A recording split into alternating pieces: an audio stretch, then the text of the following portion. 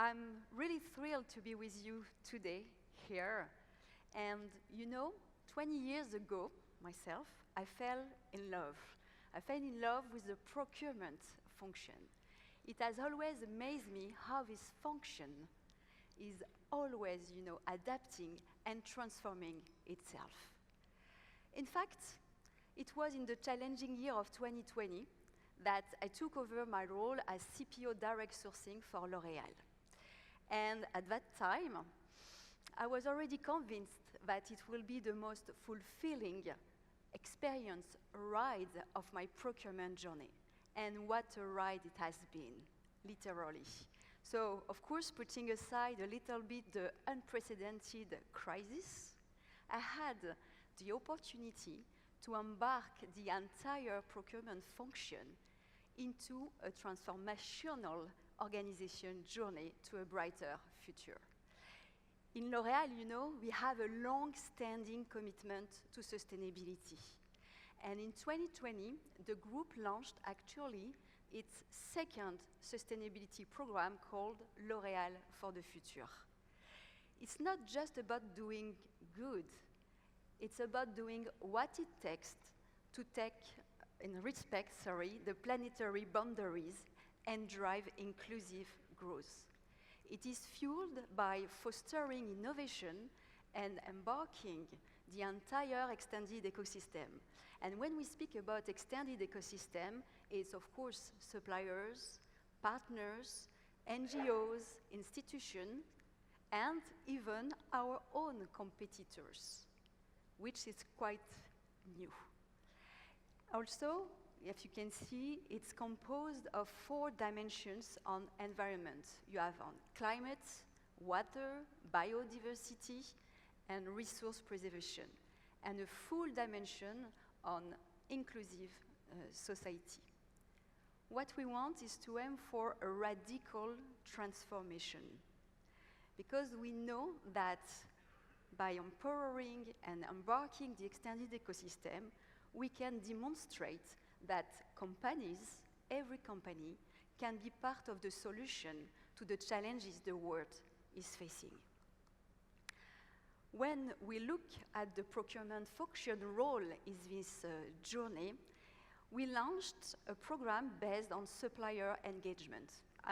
Many as you, I'm guessing. When we have strategic discussion with our suppliers, sustainability is at the heart of them. Somebody was speaking earlier about putting sustainability in the supplier performance scorecard for many years. It's true. And sustainability has to account as much as quality or competitiveness rating. Also, during our annual business review process with the strategic suppliers, we decide and share common target on sustainability.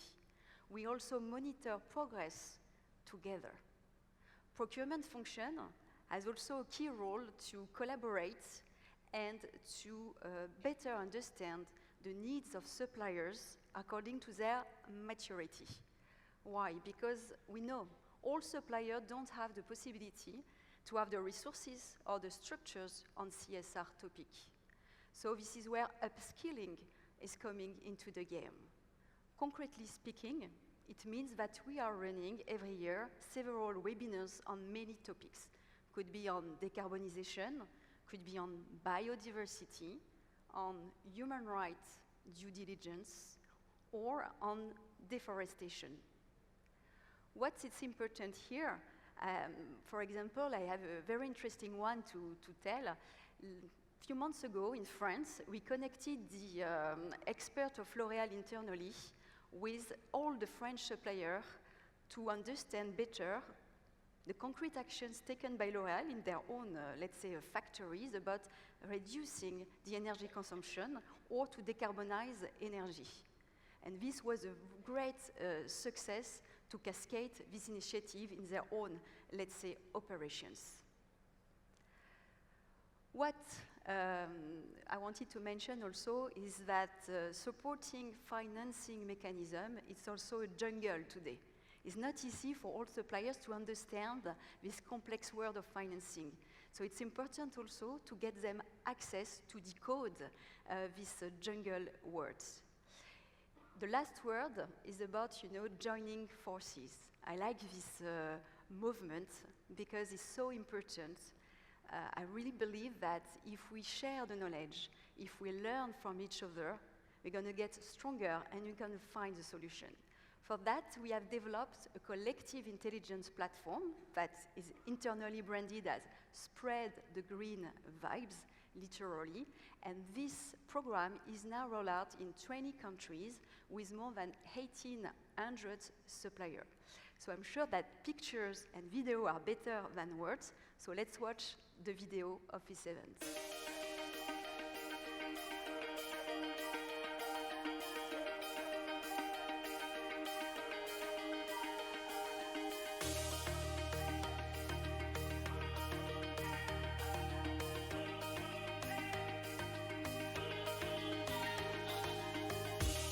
We can make a difference and change the trajectory of the world. And there is no other choice for us but to address them collectively with a real sense of urgency.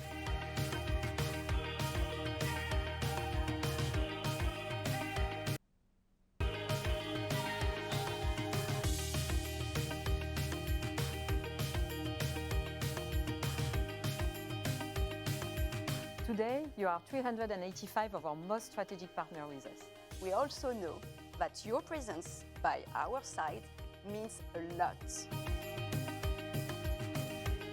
We will do everything that we can to support all our partners in that transformation.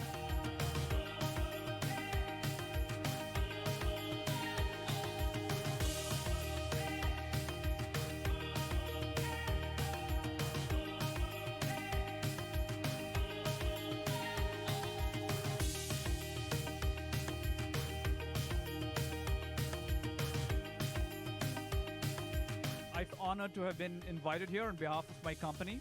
It's about getting this connectivity between the people, but also recognizing progress already made. Being here is some power recognition that we are progressing to the right direction, and we like it. It's a great event, it's a great place. We are so proud of our partnership with L'Oréal. Really representing all the different initiatives that we have to tackle in terms of sustainability. You know that you can count on us to lead this transformation in the future. That was a great success. We had so many good feedback on it. So you see, by working together with our suppliers, we are convinced that we are sparkling a cascade of sustainability actions across all the value chains. Now I want to invite you, because I think it's a good moment of pride when we are able to achieve this kind of actions with our supplier for the procurement function. And in L'Oréal, we are very proud to be recognized for the 6th year in a row by CDP as a leader in supplier engagement. And if you look at the first chart, we aim to be a catalyst of change. And our goal is to get a constellation much bigger of stars close to the right top corner of the chart, including ourselves, of course. If you have a look now on the blue bubble chart, it shows actually the evolution of the CDP and EcoVadis rating combined over a period of 4 years. This picture is showing, in fact, that it's possible. It's possible to move an entire ecosystem to reach greater heights in sustainability. So I really encourage everybody also to look at the picture like that. Concretely, if I'm focusing now on the decarbonization topic, for L'Oréal it's very important, because Scope 3, it's 99%. So it's the big piece of the cake we need to address, and of which 80% is purchased goods and services. So once again, procurement team has a key role to engage and enable the suppliers to deliver the decarbonization commitments. And we translate the climate commitment of L'Oréal by minus 50% of Scope 1 and 2 emission for every strategic supplier by 2030. I can tell you it's very ambitious. Today, we are at minus 4%. It's normal. It's the beginning of the journey. Probably investments are being discussed today in the boardrooms of the supplier, or they are just starting to be implemented. But we are very confident because when we take all the strategic supplier commitments already made and we project them to 2030, it's already at minus 24%. 67 are already SBTI approved. It's a big start in this journey. The two other topics we are working on today with the function is about getting more the data collection on what we call specific factor emission. We are working a lot in L'Oréal with generic factor, which is a kind of limit to drive the priorities towards a greater impact. And the last topic is about how to have, let's say, comparable methodology in carbon footprint, so procurement function can use the carbon footprint as a key decision criteria in every single business award. This is the focus of the team today. Going backward on the methodology, how to engage, because sometimes it's not so much, let's say, a natural movement. We wanted to invite our suppliers to understand that this big mountain or pyramid, as you choose, towards the decarbonization journey is actually breakable into baby steps. Somebody was also using this expression, I like it, to show that it's still ambitious, but actionable baby steps. It ranges from, very basic level, participate to CDP, to the North Star being SBTI approved. And I can tell you, we receive a lot of positive feedback from the supplier because they can really now realize that it's a real progressive journey. What's next on decarbonization? What we need to do, as I was mentioning, to make a converging methodology to compare carbon footprint is to be more, working within and among the competitors in more a co-petition mode. That is key to not lose a precious time. We speak a lot about generative AI, and here, of course, is to unlock value, like in any other field. But for us in L'Oréal, we see that as a way to avoid a big topic, the supplier fatigue about sustainability, questionnaire, survey, reporting. And this is a very big area. And last is how to influence, and I know there are a lot of ones in the room behind, data provider and editors to make converging the methodology so can ease the sustainability journey for all. While many companies are focusing their efforts for sure on decarbonization, there is another very important topic that I need to highlight because it goes hand in hand with decarbonization. It's on the social space. Did you know, and I'm sure many of you know that 1 out of 5 workers in the world lives below the poverty line. So it means that they earn wages for their work that don't cover their living costs. That's a key fact, and that's why L'Oréal is committed all around the world to improving the living standards of workers and made these very ambitious but essential commitments to have all strategic suppliers' employees across the world be paid at least a living wage by 2030. Honestly, the first time I heard this commitment 4 years ago, I didn't know what was a living wage. This was a new topic for me, and now I could speak about it for hours. It's a passionate topic with a long journey in front of us. So just to make some few definitions, living wage is when if a worker doesn't earn a living wage, he cannot afford the basic needs for itself and for the family. He cannot afford 3 meals a day, they cannot afford proper school for the kids, they cannot afford a decent housing, a decent health care. In contrast, when we speak about minimum wage, when it exists, because it doesn't exist everywhere in all the countries, it means that it's every country government that is defining the minimum wage. And in many countries in the world, minimum wage is below the living wage. So with a minimum wage, workers cannot, let's say, cover their essential needs. The methodology that we took, it's a very pragmatic one. It all starts by making the suppliers aware about the topic, like we did with the procurement function in L'Oréal 4 years ago. First step is about data collection. You need to pick the best partner in the market. You will find them easily because they are all recognized by IDH. Then, when you have the data to compare the wages of your own, let's say, supplier's employee, it's about the gap, to run actually the gap analysis. And I can tell you at this moment, this is the most crucial step where we need to encourage heavily our suppliers to do that. So at least they know their baseline. What's coming next is the remediation, closing the gap with the step that everybody is fearing at this moment.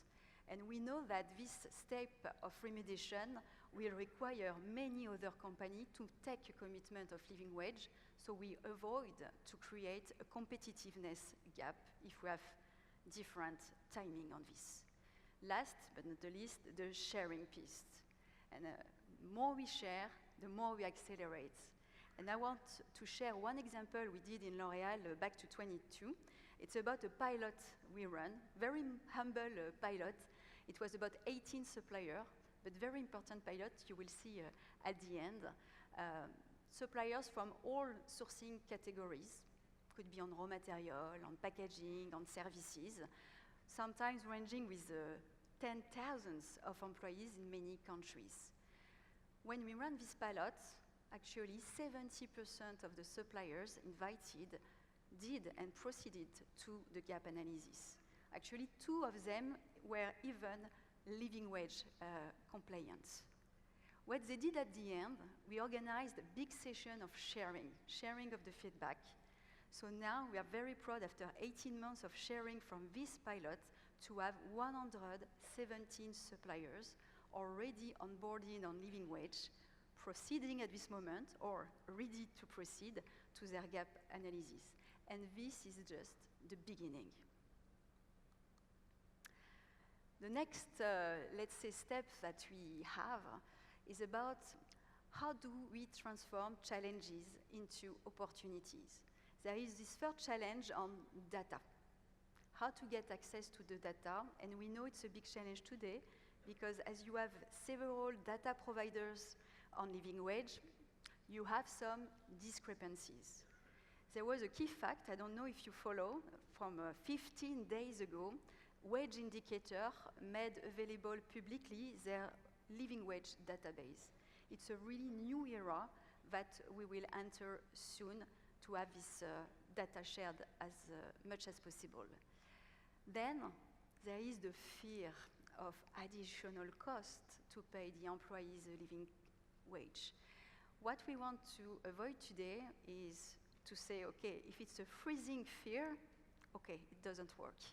Now, if we go in part, once again, sharing experiences, sharing learning, we are convinced that many other companies will take these commitments.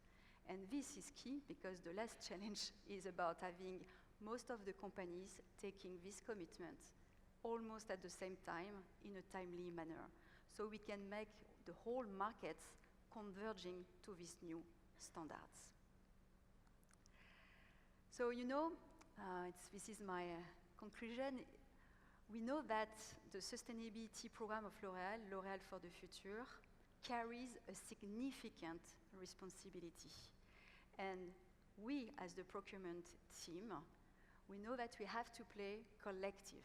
Collective, of course, with our suppliers, our partners, but also collective with the other procurement teams of the competitors. Because there is no other way to accelerate towards a sustainable world. And this matters in our choices and in our decisions. By working together, Sharing knowledge and learning from each other, we are convinced that we can find solutions and for sure emerge stronger by respecting planetary boundaries and by driving inclusive growth. Thank you.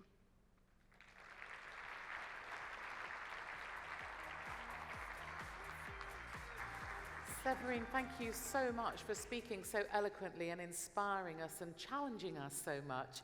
I know that there's some questions that have come in from the app, so let's try and squeeze in at least one or two. Now, let me see if I can read these. Your commitment to carbon footprint reduction and support to your suppliers is remarkable.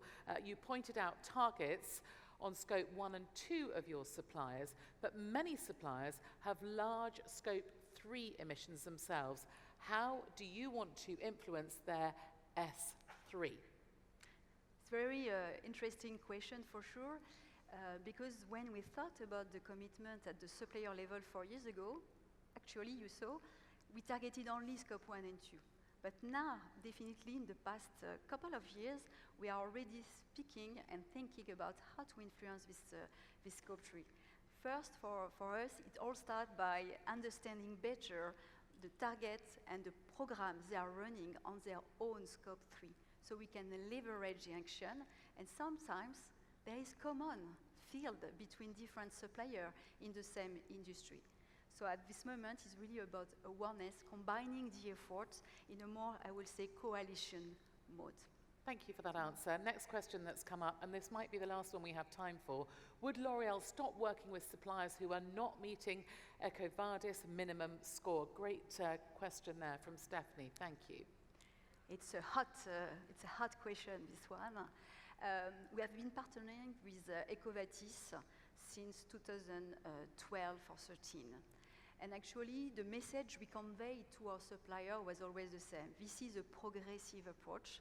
This is not a rating kind at the school and you will go out. So we are very still in this stage of having, a rating on the progress they make on their rating. But for sure we know that the clock is ticking, and by 27, 28, we know it will become a license to operate to reach a certain level of EcoVadis score. But we are not there yet. We are still supporting the progress of the suppliers. Challenging yourselves as well. Thank you very much indeed. A warm round of applause, please, Thank you. for Severine. Thank you.